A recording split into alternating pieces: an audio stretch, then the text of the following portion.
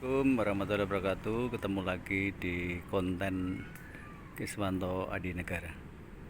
Kita sekarang ingin melihat Masjid Lailatul Qadar Desa Katilaju, dan barangkali ini nanti sekilas sejarahnya gitu ya. Jadi masjid ini dulu berupa musola yang dibangun oleh keluarga Mbah Bayan Marto Pairo, khususnya almarhumah Mbah Bayan Putri Kawit Arjo Pawiro. Ini yang rumahnya ini. Beliau mewakafkan tanahnya dan membuat musola pada tahun 1967.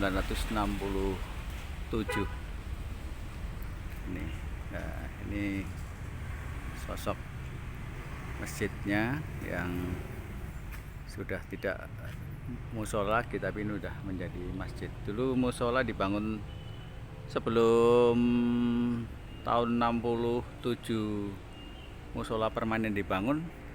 Dulu di sini, di sebelah utaranya ini berdiri sebuah langgar.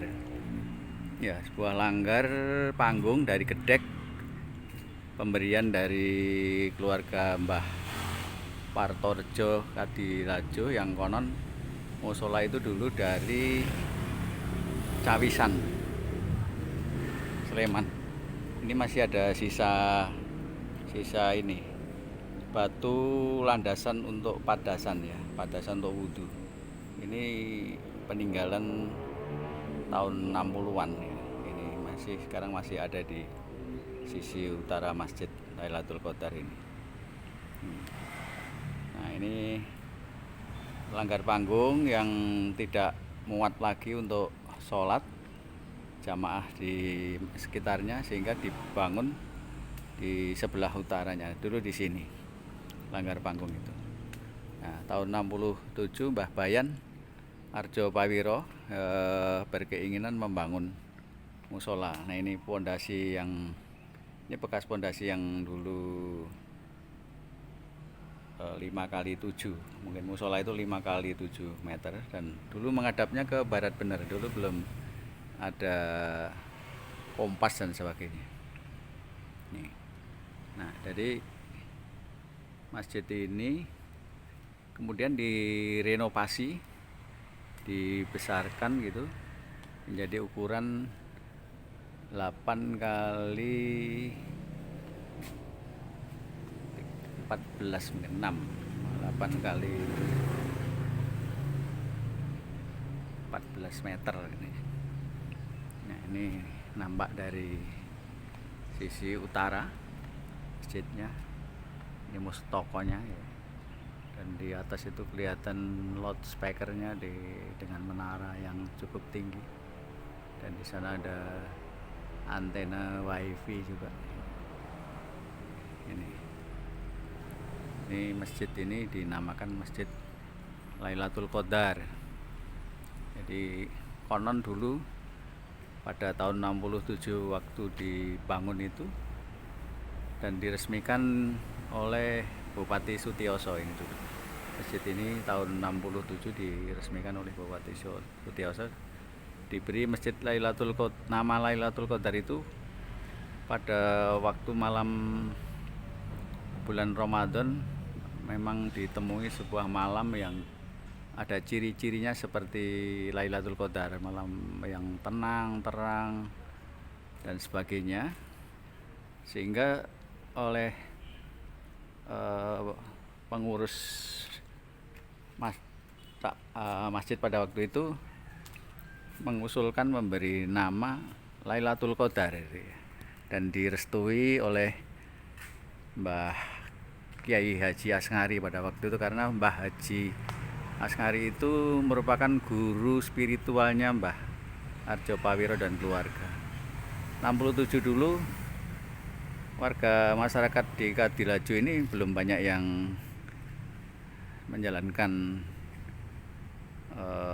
syariat Islam, khususnya sholat ya. Jadi hanya baru beberapa keluarga saja, terutama keluarga Mbah Bayan ini, terus juga keluarga Mbah Yoto Sudarmo yang rumahnya itu sebelah timur itu. Mbah Yoto Sudarmo itu juga dulu merupakan tokoh yang ikut membesarkan jamaah di sini. Ini Masjid Lailatul Qadar berada di RT 3 RW 1 Desa Kadilaju, Kecamatan Karangnongko. Masjid ini digunakan untuk aktivitas sholat jamaah, ada TPA-nya ya, TPA Lailatul Qadar, dan juga ada ini tempat cuci tangan, ada air minum untuk musafir misalnya, dilengkapi ada bak sampah dan sebagainya. Nah, ini kalau coba kita masuk di sampingnya, nah, ini dilengkapi tempat wudhu. Tempat wudhu ini ada dua, dulu sebenarnya untuk laki-laki dan perempuan. Di sini ada kolam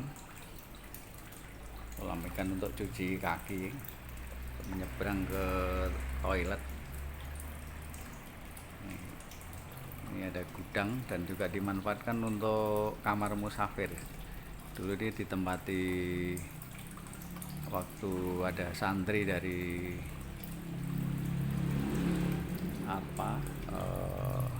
Lirboyo itu, semacam PKL di sini. Dia ditempatkan di ruang ini, di ruang pojok. Ini ada ini dilengkapi dengan kamar mandi, ada sumurnya, sumur gali, tapi sekarang airnya dinaikkan dengan pompa ya. Sini juga dilengkapi dengan adanya CCTV, ada wifi gitu. Coba kita masuk. Assalamualaikum ya. Ini profil di dalamnya ya. Ini dalam masjid cukup bersih, selalu digunakan untuk sholat jamaah dan juga untuk sholat Jumat. Dan dulu sebelum masjid ini dibangun, warga Kadilaju jamaah di sini kalau menjalankan sholat Jumat di Masjid Al-Huda Kalikajar, jadi harus berjalan ke sana. Jadi masjid ini merupakan masjid tertua di Desa Kadilaju setelah Masjid Iban Potro ya. Masjid Iban Potro itu jauh dibangun sebelum Indonesia merdeka ya, bahkan ada dugaan itu pada zaman Perang Diponegoro pun masjid itu sudah ada, karena di situ ada tanda-tanda yang menunjukkan bahwa masjid itu pernah digunakan Laskar Diponegoro. Ini daftar pengurus, laporan keuangan, jadwal khotib dan sebagainya. Di sini disekat untuk keputren. Jadi di sini juga merupakan basis Resmala Remaja Islam Masjid Lailatul Qadar Kadilaju. Yang Resmala itu sendiri didirikan pada tanggal 14 Januari kalau tidak keliru, 14 Januari tahun 1984. Jadi ini Resmala ini base campnya di masjid ini, dan banyak pemuda-pemuda Resmala ini, yang alumni Resmala ini yang sukses sebagai tokoh agama. Ada yang jadi ustadz, ada yang pengasuh pondok pesantren, ada yang pengurus atau yayasan ponpes, tokoh masyarakat dan sebagainya. Jadi ini Masjid Lailatul Qadar. Juga ada kegiatan-kegiatan rutin, nah, misalnya pengajian malam Senin Wage yang diampu oleh Mbah Kiai Haji Tamim Barmawi. Ya, di sini untuk kegiatan TPA kalau sore hari. Ya. Ada TPA. Dan masjid ini diwakafkan oleh Mbah Kawit Harjopawiro karena tanahnya ini merupakan tanah milik Mbah Kawit Harjopawiro, ya, anak pertama dari lurah Desa Kadilaju pertama kali, Mbah Marto Wijoyo, yang rumahnya berada di ini sebelah sisi utaranya, yang dikenal dengan rumah Mbah Bayan Delaju itu. Jadi antara omah Mbah Bayan dengan Masjid Lailatul Qadar ini menjadi satu kesatuan yang tidak bisa dipisahkan, ya, karena memang masjid ini merupakan wakaf dari keluarga Mbah Bayan Delaju. Dan diresmikan tanggal 10 Oktober tahun 1967 oleh Bupati Klaten Sutioso pada waktu itu. Ya. Ini sekilas sejarah dan kegiatan saat ini. Dulu ada beduknya, ya, yang peninggalan tahun 67 itu ada beduk. Ada beduk, tapi sekarang kayaknya hibahkan di Al-Munawir. Dulu waktu dibuat tahun 67 semua kayunya itu dari kayu jati kelas 1. Pada waktu itu belinya masih model gelundungan. Nah, ini pintu-pintu ini masih peninggalan 67 yang terbuat dari kayu jati murni, kayu jati kelas 1. Termasuk atapnya, ya, atap di situ ada reng, usuk dan sebagainya itu dari kayu jati yang gelondongan digergaji tradisional itu. Ini termasuk pintu ini masih. Kalau ini pintu-pintu baru, ini pintu baru. Yang ini pintu ini juga peninggalan 67. Lalu ada beduk di kulit sapi karena Mbah Bayan setelah masjid ini dibuat dulu hampir setiap tahun beliau menyembelih sapi untuk korban. Nah, pada waktu tahun 60-an 70 sampai beliau wafat itu hampir tiap tahun korban sapi, ya. Dan untuk korban itu sekarang dilanjutkan oleh jamaah di sini. Tiap tahun juga mengadakan korban sapi, kambing dan sebagainya untuk diberikan pada yang berhak menerima di sekitar sini.